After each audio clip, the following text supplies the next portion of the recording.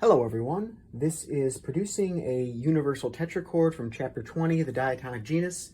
This is the first in a three-part series of videos that will ultimately culminate with the ability to mark out several intervals on a physical monochord, including an octave subdivided as well as a fourth below the octave subdivided. So this is a fairly involved process. It does take a bit of work. The construction is not easy, but we'll go through it together and hopefully you'll find it very rewarding and interesting. So this first part, I'm producing a universal tetrachord. What we'll do is we will construct this object, this universal tetrachord, that we can use in order to subdivide a string into the fourth and a tone above the fourth and a tone below the fourth. And this universal tetrachord will work for a string of any length as long as we extend the lines.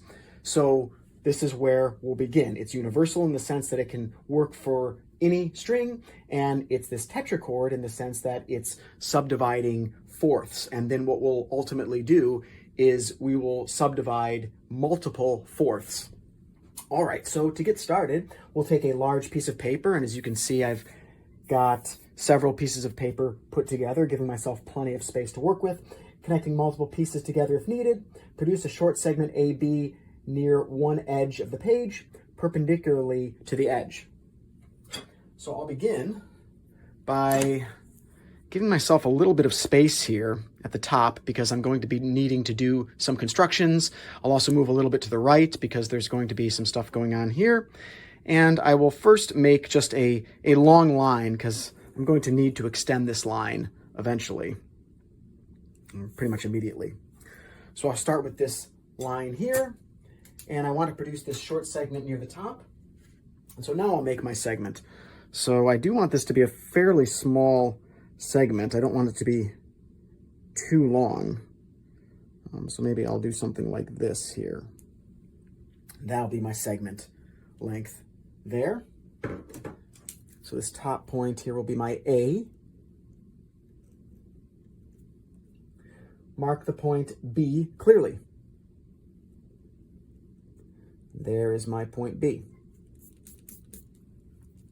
Extend AB past B, we did that already, to a point C, so that AC is equal to 9 copies of AB. All right, so I just have to take my compass and do this 9 times. 1, 2, 3, 4, 5, 6, 7, 8, 9. 9 copies of AB. And this is going to be at the point C here.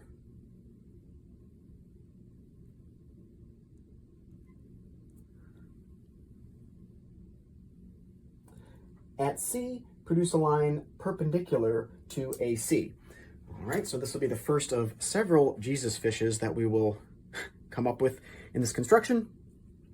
So I'll need to make this perpendicular, so I'll make a perpendicular little mark there, a little mark there, extend my compass a bit,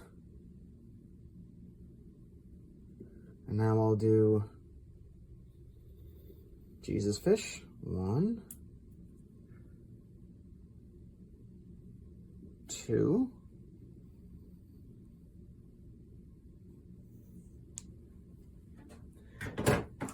and now I will produce this line perpendicular to AC. And I'm going to make this through the point C. I'm going to make this pretty long.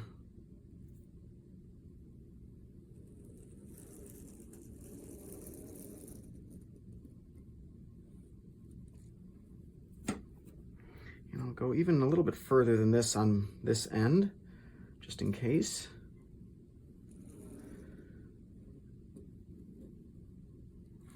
And I'll go further here as well. So giving myself a lot of space to work with here.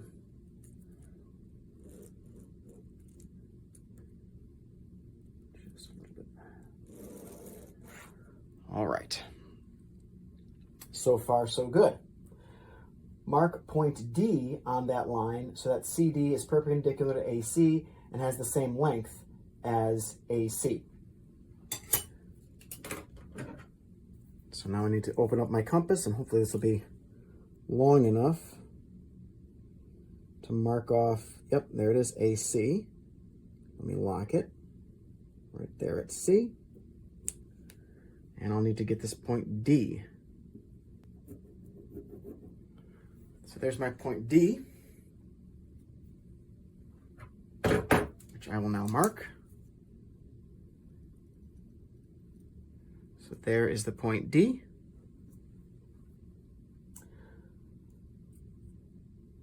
Find the midpoint of CD and find the midpoint of the half of CD that ends in D. Mark this point as E. So let's first find the midpoint here. And so I'm going to need to do my second Jesus fish.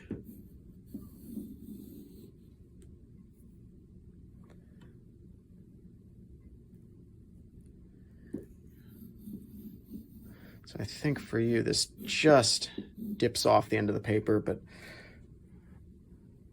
you know how this works. And I actually don't need to draw the entire line. And in fact, I don't even need to get this point in pen. So I will mark this point in pencil. There's the midpoint. And now I need to find the midpoint again. So I'll just make sure my compass is over halfway. Do a third Jesus fish.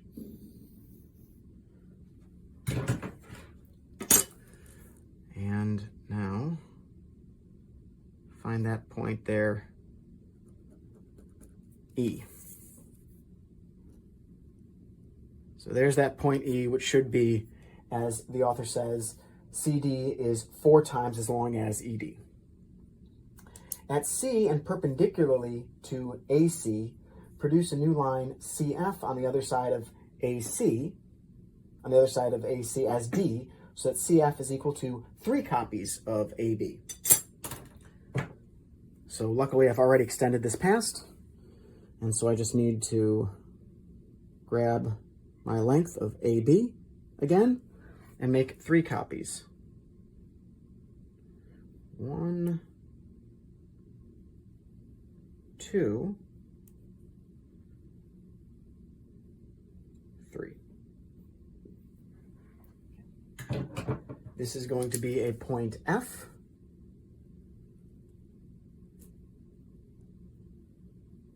And we're told to, oh, we just have the point F. Okay, so far so good. Check your progress with figure 20.1. Okay, that's looking pretty good. Draw the line AD. And I'll draw this in red here.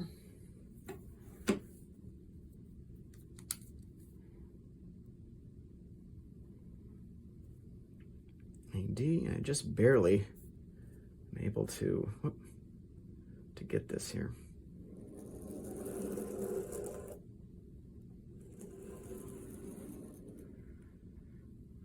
So there's my line AD. That's looking pretty nice there in red.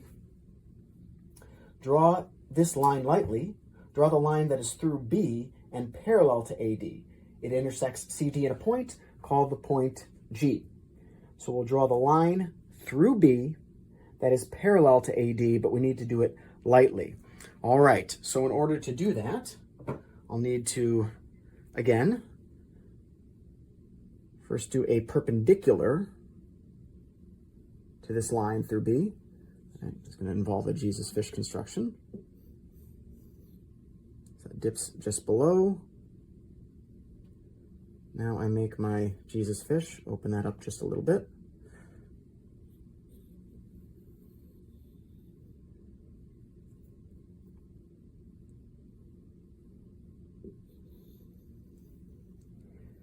Very good.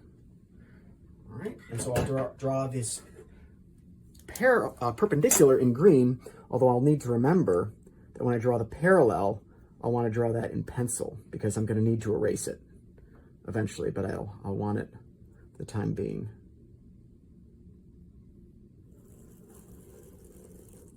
All right, so there is the perpendicular, the green line perpendicular to the red. And at this point, by the way, I'm going to begin erasing. I'm going to start erasing these construction lines immediately.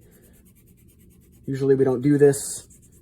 I think sometimes there's something nice about the way the construction lines look, and you know, these eraser marks, they're so ugly and nasty and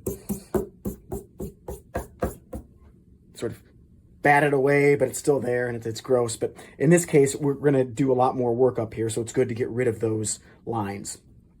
So now I want to draw the line perpendicular to this green line through the point B. So again, here comes my fifth, I believe, Jesus fish construction. So I will make a little mark for myself there at B. Another little mark.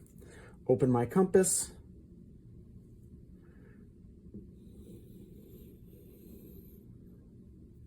And construct for myself a Jesus fish. Okay, and like I said, I want to make sure to draw this line in pencil.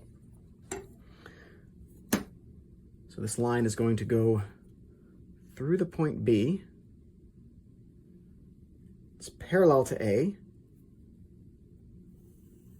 I'll lightly draw it in pencil here. I just was able to get this there. And we are told to call that point G.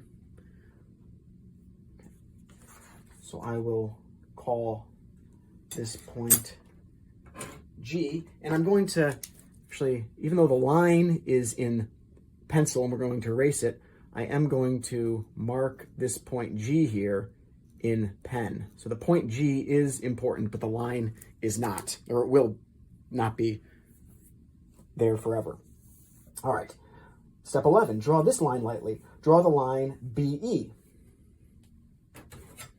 Once again, draw that in pencil. So I've got the point E here, got the point B, and this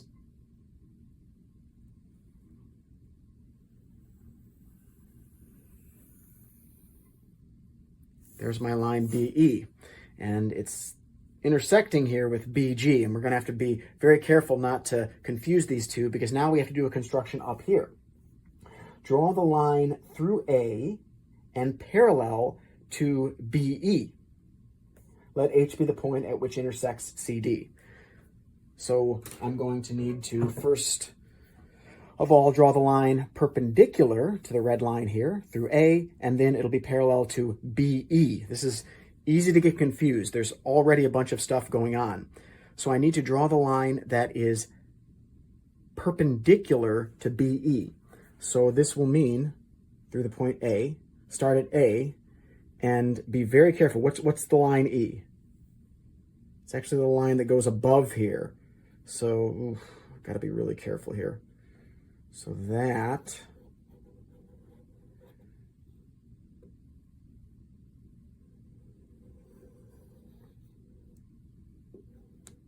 I care about that point, and then I care about this lower point, which almost looks identical with the other one. This is really easy to get these confused.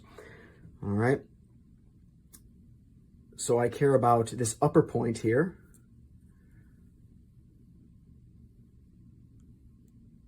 So I'll grab this upper point, make my compass a little bit bigger, do my Jesus fish construction.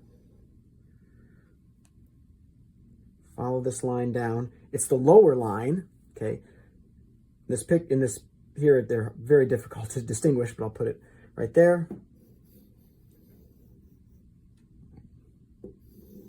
So this is the Jesus fish. I think it's the fifth Jesus fish, that is going to be perpendicular to BE and through the line to point A. Okay, this is probably the place where it's easiest to make a mistake, to come up with something That's not quite right. Okay, these don't look parallel. They're not supposed to be, but it is supposed to be perpendicular with BE right here, this line there. Okay, so now I've got this green line, and at this point, I can erase a lot of the construction lines that are happening here. I've already used BE, the line, so I don't need to worry about erasing that. Up here, at least. I just need to give myself a kind of, as best I can, a clean workspace so that I can come up with this and not get confused, come up with this line that is now going to be perpendicular to this top green line, but through the point A. So I'll have to ignore the red line a little bit because that's kind of throwing me off. But this should have the right slope. So give myself a little point there, give myself a little point there, open my compass, come up with my 7th, 6th, 7th, who knows, Jesus fish. Not quite 153 fishes, but still many, many fishes. All right, good. So I've got my Jesus fish there. And now, in red, I'll draw this line through A, parallel to BE, and H is the point at which it intersects CD. Okay. So do this carefully through that point. That looks pretty good. It's got to go down there. All right.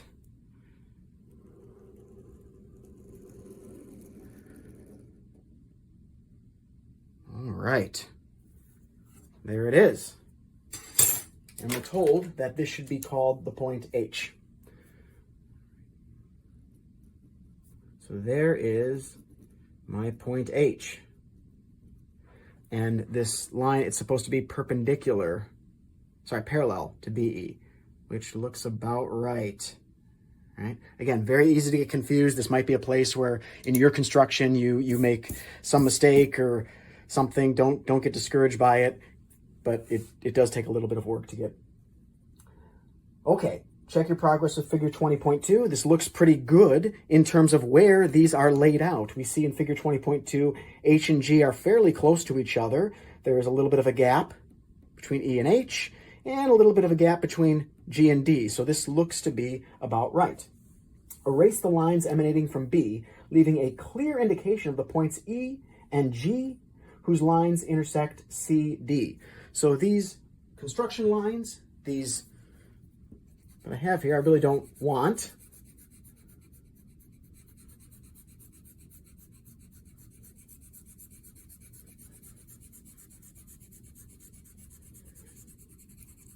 Just really want to be thinking about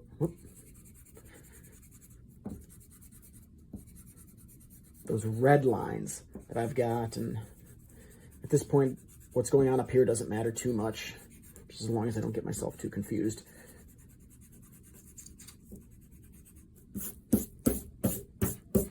All right.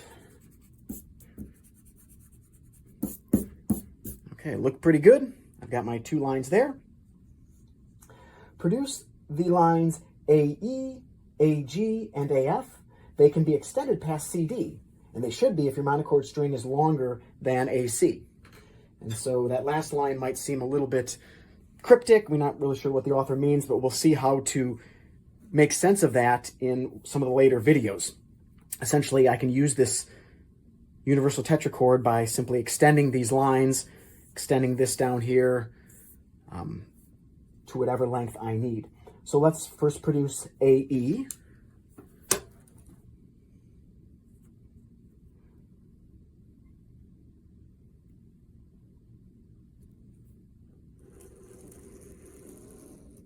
There's AE, and as the author said, we can feel free to go past that line a little bit. Should be okay. Let's get AG. Right there, through the point A.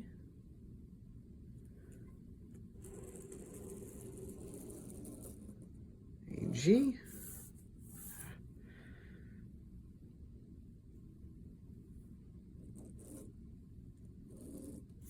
Ugh, these pens sometimes, I tell you. Oh, well, there's line AG, and finally line AF. So that's over here. We drew this line F and we kind of forgot about it. Drew this point F and forgot about it.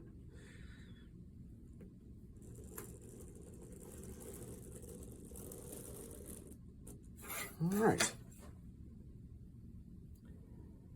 Upon completing the steps above, your figure should look like figure 20.3. So if you take a look at that, this is pretty much this figure. Here's our universal tetrachord, and in the next video, I will show you how to use it for a string of any given length.